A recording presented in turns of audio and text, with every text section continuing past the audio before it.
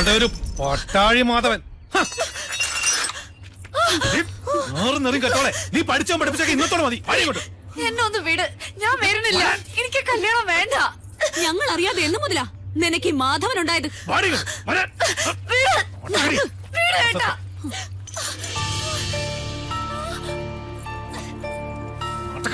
നിന്റെ ഒരു ആരാധനാമൂർത്തി.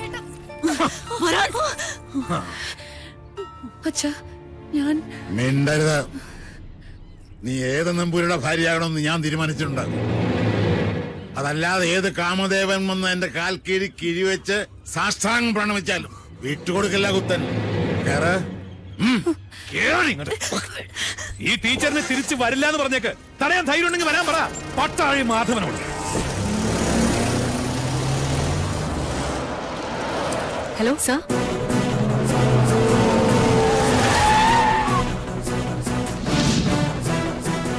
ഇയാളാണോ മാധവൻ? അല്ലച്ച, ഇത് കുഞ്ഞുണ്ണിയാ. ഇത് ടീച്ചർ സൂക്ഷിച്ചു വെച്ചിരുന്നല്ലേ? പട്ടാഴിയിലേക്ക് വരാൻ ഇനിയും ടീച്ചർക്ക് മനസ്സുണ്ടെങ്കിൽ ഇപ്പൊ ഇതിനകത്ത് ഇറങ്ങണം.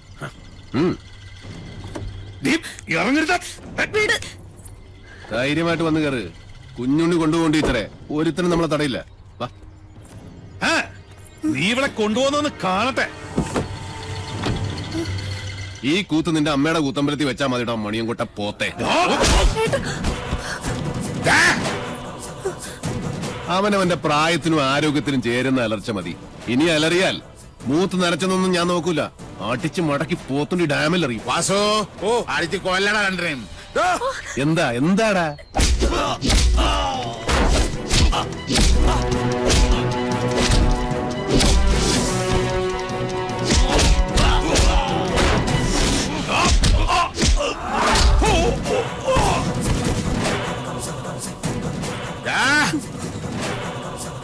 ജനിപ്പിച്ച തന്തയെ മോള് തള്ളി പറയണമെങ്കിൽ ഒന്നുകിൽ അച്ഛൻ അച്ഛനല്ലാതാവണം, അല്ലെങ്കിൽ മോൾ അത്രയ്ക്ക് ദുഷ്ടയാവും. ഇതിലേതാണെന്നുള്ളത് തെക്കോട്ട് തലവെക്കുന്നതിന് മുമ്പ് കാരണം ഒരു ആലോചിച്ച് തീരുമാനിക്കും. രുദ്രാക്ഷം കഴുത്തിലല്ല, മനസ്സിലാണ് വേണ്ടത്. കേട്ടോ മോണിയൻകോട്ട് രാവണം. ഒന്നുകിൽ ഇത് ഇവിടെ വെച്ച് അവസാനിപ്പിക്കണം, അല്ലെങ്കിൽ നമുക്ക് ഇവിടെ നിന്ന് തുടങ്ങാം. രണ്ടായാലും എനിക്ക് വിരോധമില്ല.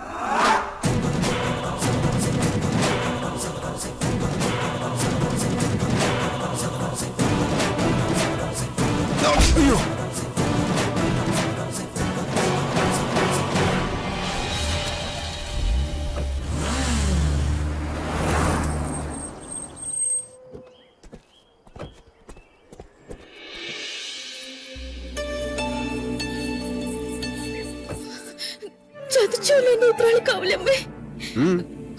അതാരാ കുഞ്ഞുണ്ണിയുടെ കൂടെ? ഓ മനസ്സിലാവണില്ല.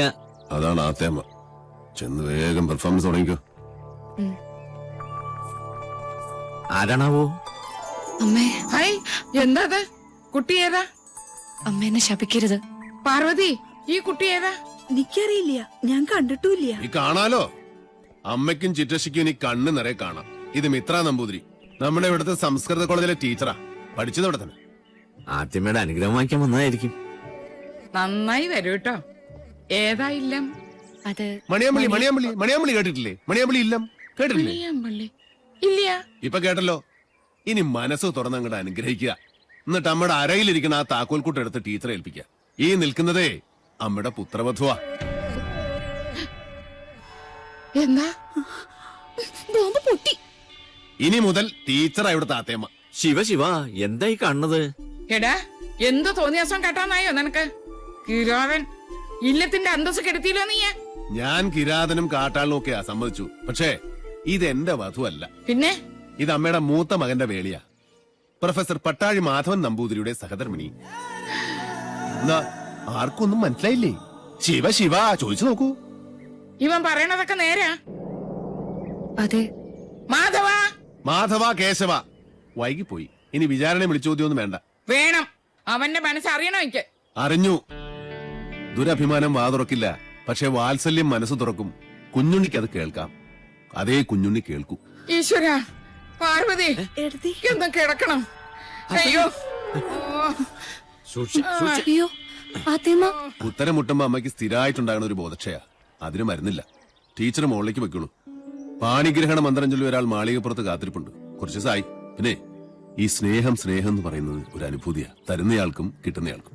അല്ലാതെ മനസ്സിന്റെ ഉള്ളറകളിൽ ബീജാക്ഷര മന്ത്രം പോലെ രഹസ്യമായിട്ട് സൂക്ഷിക്കാനുള്ളതല്ല. അനുജന്റെ ഉപദേശം ഞാനിക്കിഷ്ടാവില്ല. അതുകൊണ്ട് ടീച്ചറുടെ തലയുടെ മന്ത്രത്തിൽ ഇതോടെ ചേർത്തൊന്ന് ഓതി കൊടുത്തു നോക്ക്, ചിലപ്പോ ഗുണമുണ്ടാവും.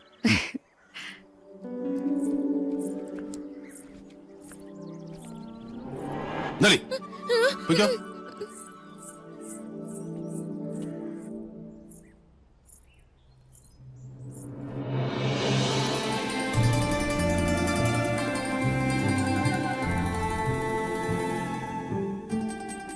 കണ്ടുവല്ലേ, അഗ്നിയാകാനും ഹിമമാകാനും നിമിഷാർത്ഥം പോലും വേണ്ടാത്ത എന്റെ ഉണ്ണിയെ. പട്ടാഴിയിൽ ഒരു സ്നേഹപ്പാലാഴിയുണ്ടെന്ന് പറഞ്ഞപ്പോ താൻ വിചാരിച്ചു കാണില്ല അതിത്രയും ചൂടുള്ളൊരു ചെങ്കടലായിരിക്കുമെന്ന്, അല്ലേ? മുൻഷുണ്ടി ലേശം കൂടും, അത്രേ ഉള്ളൂ. ഇങ്ങനൊരു അനിയനെ കിട്ടാൻ ഈ ഏട്ടൻ സുഹൃതം ചെയ്യണം. അനിയനോ? ജനനം കൊണ്ട് ഞാൻ മൂത്തതാണെന്നേ ഉള്ളൂ, കർമ്മം കൊണ്ട് അവനാ ഏട്ടൻ. പട്ടാഴിൽ എന്തിനും ഏതിനും കുഞ്ഞുണ്ണിയാ കേമൻ. അതെനിക്കിന്ന് മനസ്സിലായി. ഇത്രയും നാള് വിളിച്ച ദൈവങ്ങളോടല്ല, ഉണ്ണിയോടാ ഞാൻ നന്ദി പറയണ്ട്. എന്താ ഇത്? ഗുരുവായൂരപ്പന്റെ ശ്രീകോവിലിനുള്ളിൽ വെച്ച് 41 ദിവസം പൂജിച്ചെടുത്ത പട്ടുതാലിയ. ഇനി ഇതിനൊരു അവകാശം ഉണ്ടല്ലോ.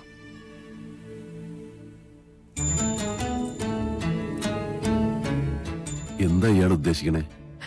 എന്റെ കഴുത്തിൽ ഈ ചരട് കെട്ടിത്തരണം. ഇപ്പോ ഈ നിമിഷം. കൊള്ളാം. കൊട്ടും കുരവയും അഗ്നിസാക്ഷിയുമില്ലാതൊരു വേളി നടക്കട്ടെ, അതാവും യോഗം. എന്നാലും 1000 കർഗഹോമങ്ങളുടെ ബലമുണ്ട് എന്റെ ഉണ്ണിയുടെ ആശീർവാദത്തിന്. അത് മതി, എനിക്കത് മതി.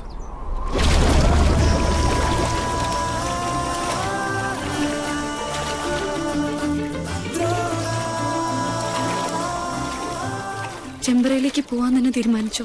ഈ യാത്ര ഞാനായിട്ടല്ല, ഈശ്വരൻ നിശ്ചയിച്ചതാണ്. മാധവൻ പോയിരിക്കും. പടനിലത്തിന്റെ എതിർവശത്ത് നിന്റെ അച്ഛനും സഹോദരങ്ങളുമാണ്. നിനക്ക് കരയാം, ചെമ്പ്ര ഇനി ശ്മശാന ഭൂമിയാകാൻ അധികം കാലമില്ല. ഒരു താത്രിക്കും രക്ഷിക്കാൻ കഴിയില്ല ചെമ്പ്രയെ.